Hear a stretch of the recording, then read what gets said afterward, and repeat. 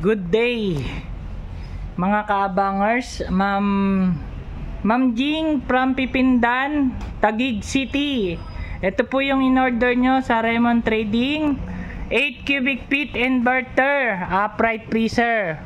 Pwedeng pang yelo, pwedeng mga karne, kung ano man pwedeng pang negosyo. Ayan po, ang layer nito ay 1, 2, 3, 4, 5, 6. Pwede pa ho yun sa ilalim pero tuluan na talaga yan.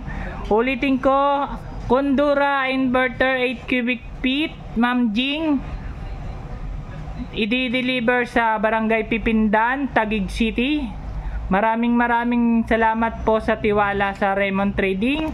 Ayan po, kasalukuyan po nating tinetesting ito sa Raymond Trading nang hindi masira sa pera.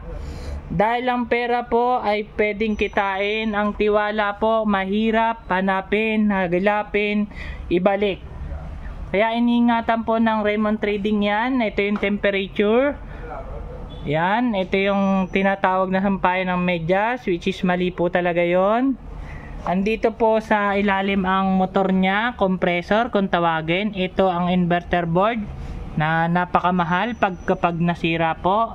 Nasisira ang inverter board dahil nababayan ng langgam, nababasa.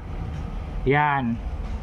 Bawal sa maarte po ang binibili nyo dahil meron po siyang gas-gas, yupe.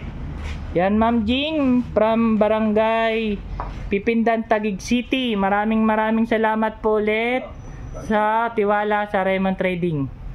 Good day po.